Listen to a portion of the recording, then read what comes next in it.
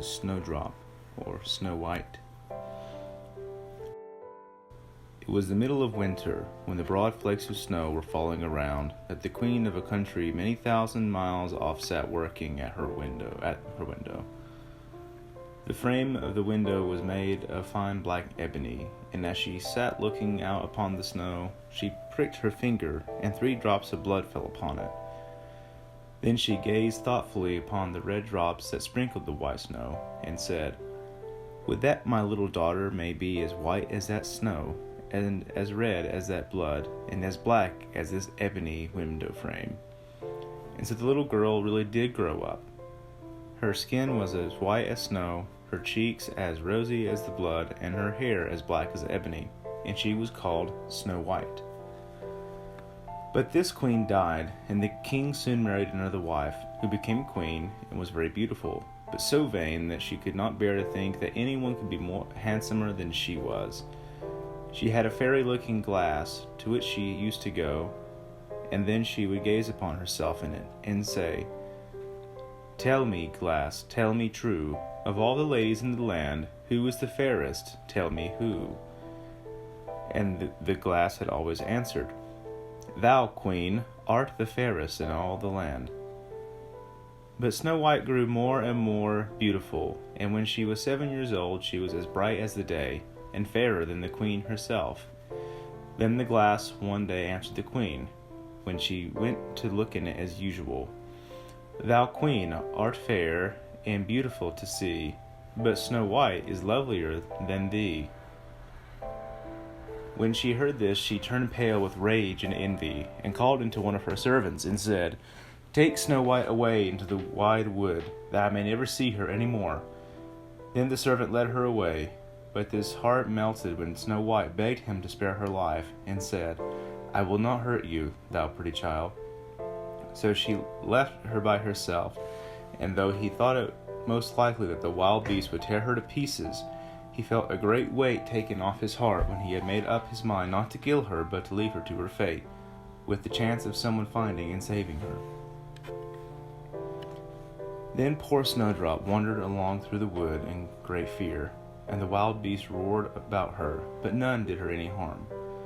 In the evening she came to a cottage among the hills, and went in to rest, for her little feet would carry her no further. Everything was spruce and neat in the cottage. On the table was spread a white cloth, and there were 7 little plates, 7 little loaves, and 7 little glasses with wine in them, and 7 knives and forks laid in order, and by the wall stood 7 little beds. As she was very hungry, she picked up a little piece of each loaf and drank a little bit of wine from each glass, and after that she thought she would lie down and rest.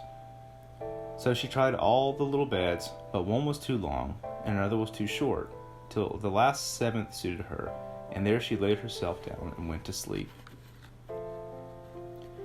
By and by in came the masters of the cottage. Now they were 7 little dwarfs that lived among the mountains, and dug and searched for gold.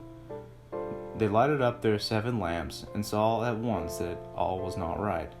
The first said, "Who has been sitting on my stool?" Then the second, "Who has been eating off my plate?" The third, "Who has been picking my bread?" The fourth, "Who has been meddling with my spoon?" The fifth, "Who has been handling my fork?" The sixth, "Who has been cutting with my knife?" The seventh, "Who has been drinking my wine?" Then the first looked around and said, "Who has been lying on my bed?" And the rest came running to him, and everyone cried out that somebody had been upon his bed. But the 7 saw Snow White, and called all his brethren to come and see her. And they cried out with wonder and astonishment, and brought their lamps to look at her, and said, "Good heavens, what a lovely child she is!" And they were very glad to see her, and took care not to wake her. And the 7th dwarf slept an hour with each of the other dwarfs in turn, till night was gone. In the morning Snow White told them all her story, and they pitied her, and said if she would keep all things in order, and cook and wash and knit and spin for them, she might stay where she was, and they might take good care of her. Then they went out all day long for their work, seeking for gold and silver in the mountains. But Snowdrop was left at home, and they warned her and said, "The queen will soon doubt that you are not here, so take care and let no one in." But the queen, now that she saw Snow White was dead, believed that she must be the handsomest lady in the land, and she went to her glass mirror and said, "Tell me, glass, tell me true, of all the ladies in the land, who is the fairest? Tell me who." And the glass answered, "Thou, queen, art the fairest in all this land, but over the hills, in the greenwood shade, where the 7 dwarfs their dwelling have made, there Snow White is hiding her head, and she is the lovelier far, O queen, than thee." Then the queen was very much frightened, for she knew that the glass always spoke the truth, and was sure the servant that betrayed her. And she could not bear to think that anyone lived who was more beautiful than she was. So she dressed herself up as an old peddler, and went her way to the hills, to the place where the dwarfs dwelt. She knocked on the door and cried, "Fine wares to sell." Snow White looked at the window and said, "Good day, good woman. What have you to sell?" "Good wares, fine wares," she said, "laces and bobbins of all colors." "I will let the old lady in. She seems to be a very good sort of body," thought Snow White, as she ran and unbolted the door. "Bless me," said the old woman, "how badly your stays are laced. Let me lace them up with one of my nice new laces." Snow White did not dream of any mischief, so she stood before the old woman, but she set to work so nimbly and pulled the lace so tight that Snow White's breath was stopped, and she fell down as if she were dead. "There is an end to all thy beauty," said the spiteful queen, and went away home.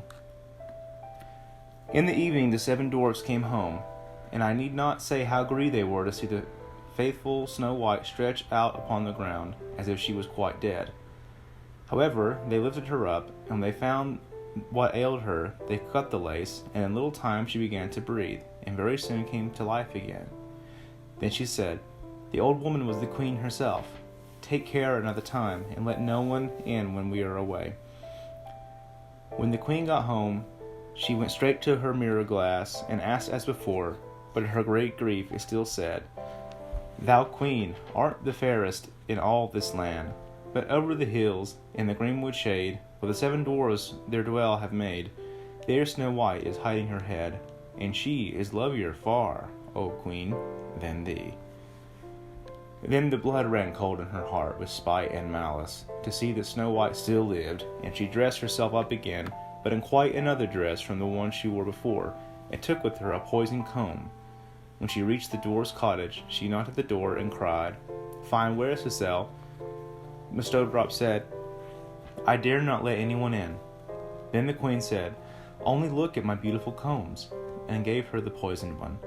And it looked so pretty that she took it up and put it in her hair to try it. But the moment it touched her head, the poison was so powerful that she fell down senseless. "There you may lie," said the queen, and went her way.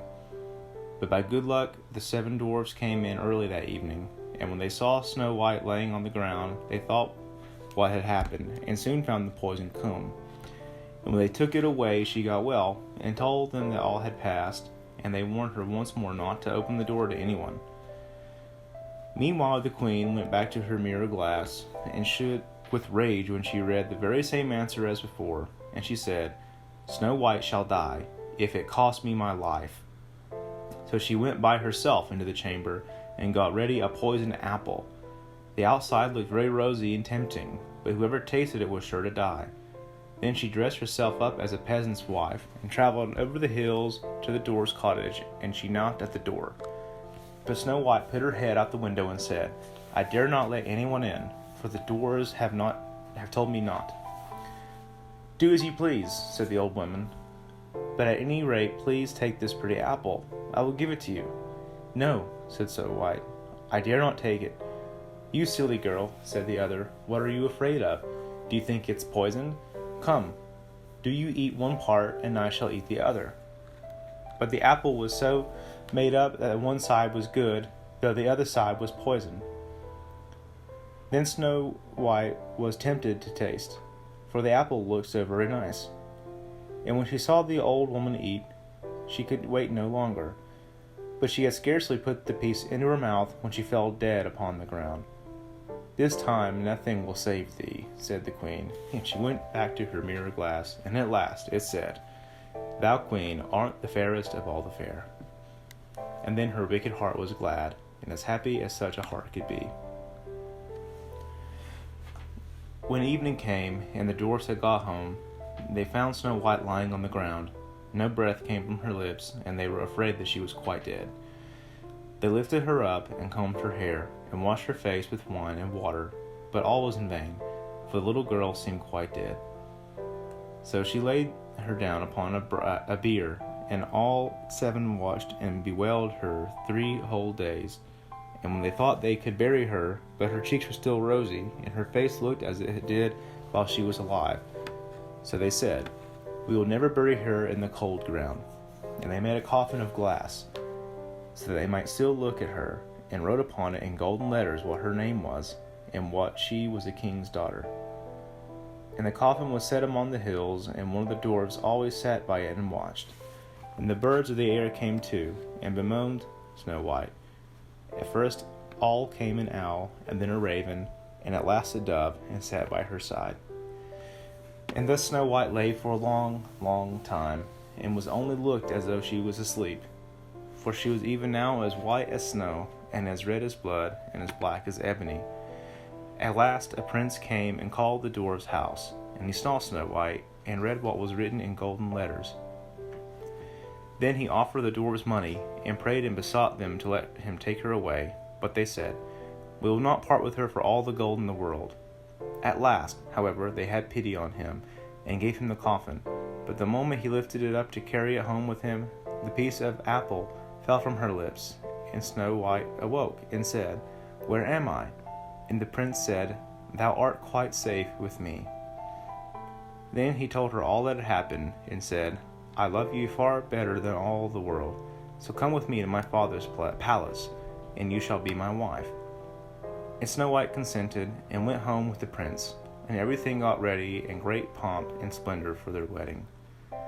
To the feast was asked, among the rest, Snow White's old enemy the queen, and as she was dressing herself in fine rich clothes, she looked in the glass of her mirror, and said, Tell me, glass, tell me true, of all the ladies in the land, who is the fairest? Tell me, who?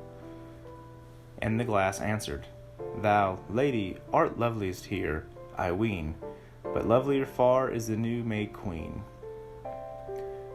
When she heard this, she started with rage, but her envy and curiosity were so great that she could not help but setting out to see the bride. And when she got there, and saw that it was no other than Snow White, who, as she thought, had been dead a long time, she choked with rage, and fell down and died.